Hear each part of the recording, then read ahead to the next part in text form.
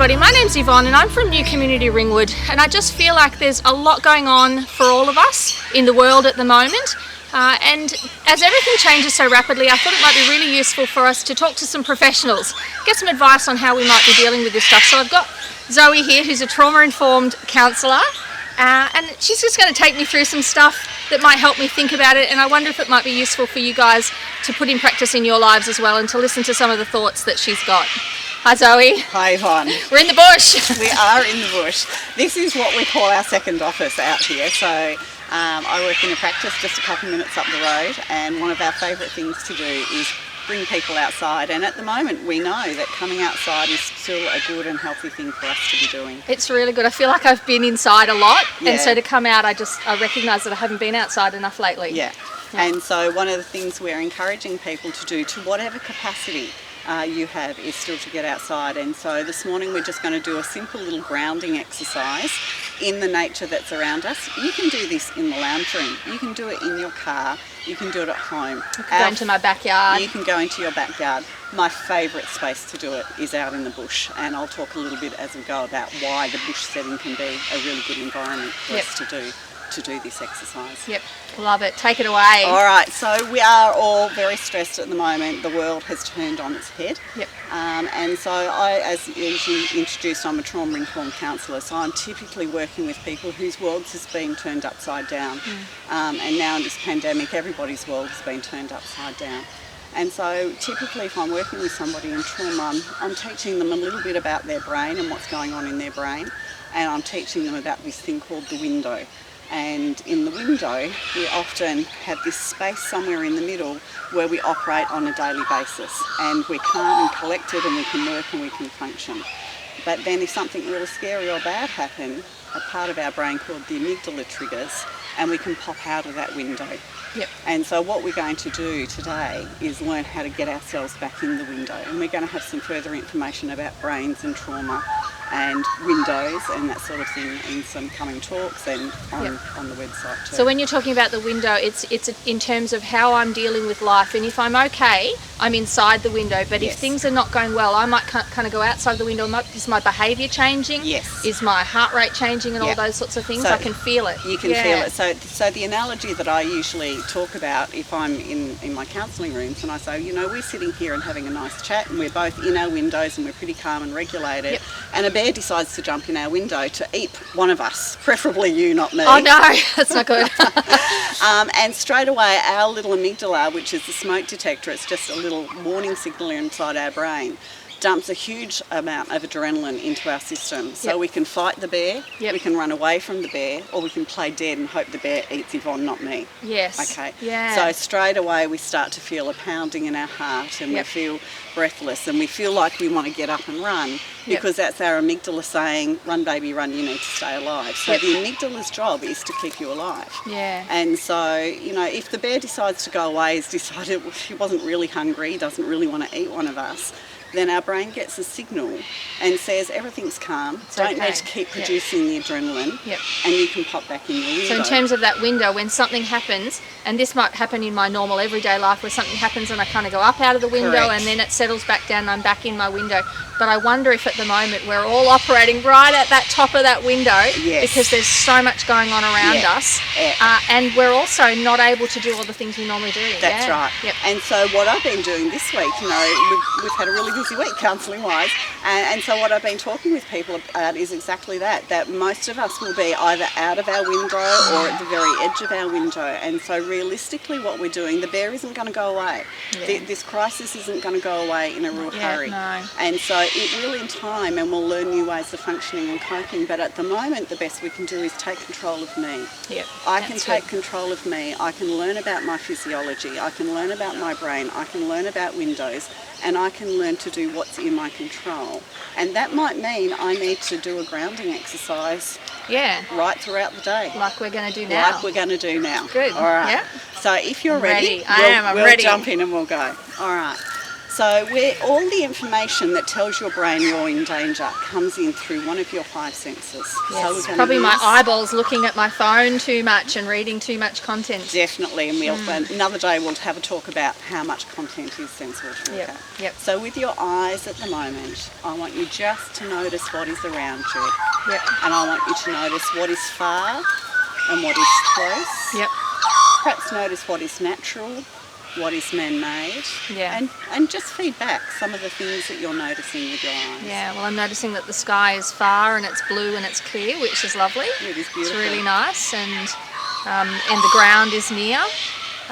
There's trees nearby, which are really, really beautiful, and they're moving because there's a bit of wind around. There's a really close bird. That you can see with your eyes. That's right, You might be exactly. able You to hear flew it in a just minute. there. Yeah, there's a lot to look at here. In fact, I'm gonna zoom in close and look at some really pretty leaves just above my head right there. Yeah. Okay. Now with your ears, I want you to do the same thing. I want you to hear the sounds that are far, Yep. hear the sounds that are close, Yep. hear the sounds that are natural, and any that are man-made, and Yeah. just reflect that. That's really easy here. There's a cacophony, is that the word? I can hear some cockies way over there in those trees. I can hear some maggies, I think, up in the tree here.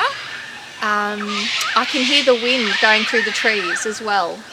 Yeah, Nice. There's a lot of noise. Yeah, and it really draws you in, doesn't it? The more you listen, it yes, draws you in. it really and does. one of the things we encourage people to do is perhaps when they're doing this themselves, spend a little longer. Like we're just doing it for a demonstration, but spend some time. And the more time you are looking and listening and smelling and touching, the more you will actually notice as you're going I've through. just noticed there's little, they're not butterflies, Yeah. little bugs catching in the sunlight there, which is really and pretty. the more time you spend doing this, the more you'll actually Notice, Yeah. Yep.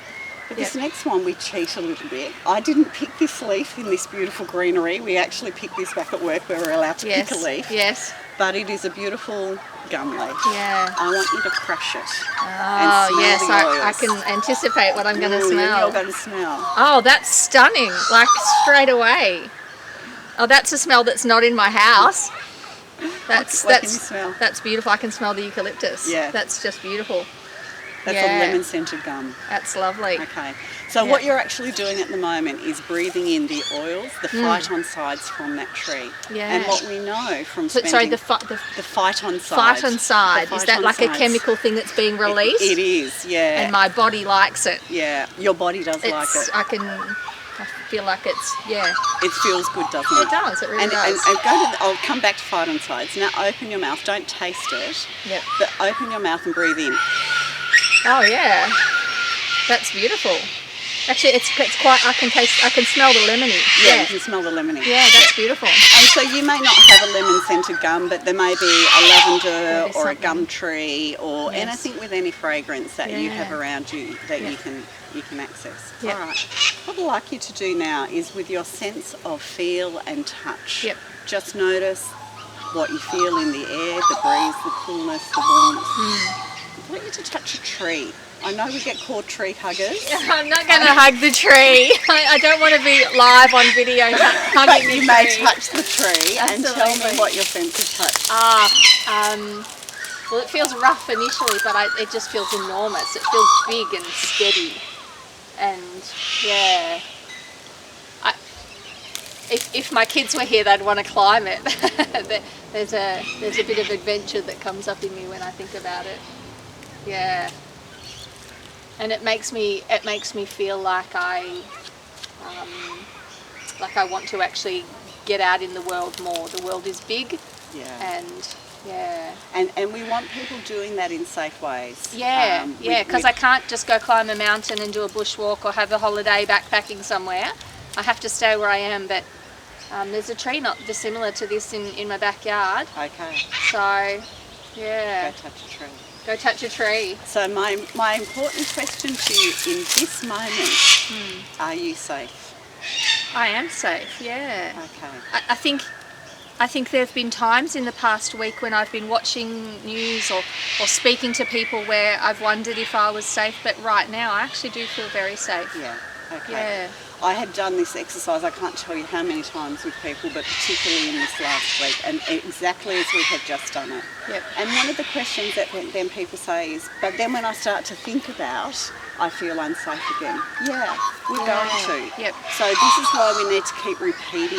It may not always be this exercise, but there's lots of grounding exercises we can be doing So to keep bringing us back in. It was just my senses, wasn't it? It was like just my your five sight, senses. my smell, my hearing, and my touch, And your and my and my taste as well. Yeah, that's right. Without having Yeah. to actually. No, that's you right. know, Don't eat a leaf. Don't eat a leaf. Don't eat a leaf. For some people, if you don't have a leaf, use some essential oils. Yeah. Anything that's got some nice fragrance to it. Yep. Essential oils. I actually did one with somebody with Skype yesterday, and I said you can get some essential oils, and up she pops, and she had her essential Nice. oils on the table. It was fantastic. Yeah. So this is just a practice that everybody might want to just build into their lives in a time to say, I actually just need to ground myself regularly, and I Yes. might do it multiple times a day too. I might do it multiple times a day, Yeah. and over the coming days we'll do a whole lot of different little really exercises. helpful. So this is part of a practice we call forest therapy. Yeah. We know that, so coming back and talking about the phytoncides, we know, and the research shows us, that spending about 3 hours a month, it's not very long, but 3 hours a month doing these mindful practices reduces blood pressure, increases vitality, helps us manage anxiety, helps us manage depression, certainly helps us get back inside that window. Yep. And these are things we can be doing, and we all need to be looking at the things we can be doing Yep. right at this very moment. Is it because what I'm putting in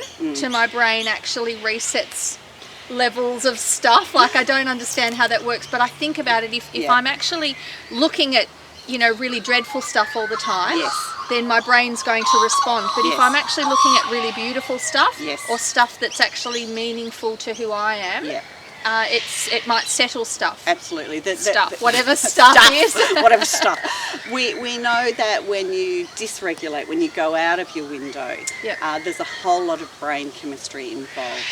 We know that mindful practice increases what we call the medulla, another part of the brain, that helps us to be calm. Yeah. We know that time mindfully spent in nature, as I said, lowers blood pressure, Yep. helps slow our heart rate.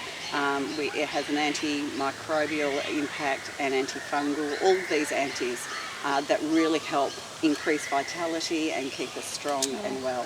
good. So there's a whole lot of science that we'll keep coming back and talking about.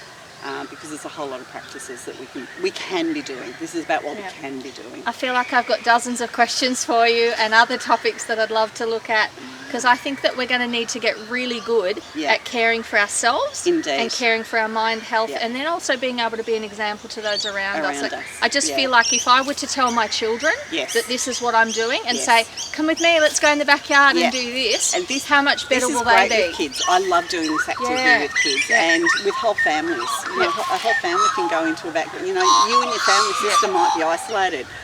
You can do this by yourself if you need a break from your family, or you Yeah. might Yep. a couple of times a day just go out into the back garden or Love it. down to your local park, because we can still do that. Yep. And just do this exercise, and there's a whole lot of others that we'll be bringing to you. Great. All right. Well, I'm going to be talking some more to you because we need Excellent. all the help we can get. So hopefully that's been really helpful to you guys. Go out in your backyard and go through those 5 different things of what you can see and hear and touch and smell, and maybe even suggest it to other people. So we need to do the best we can to survive some really tricky times. So look after yourselves, and we'll be back with some more information. Thanks heaps, Zoe. That was wonderful. Thank you.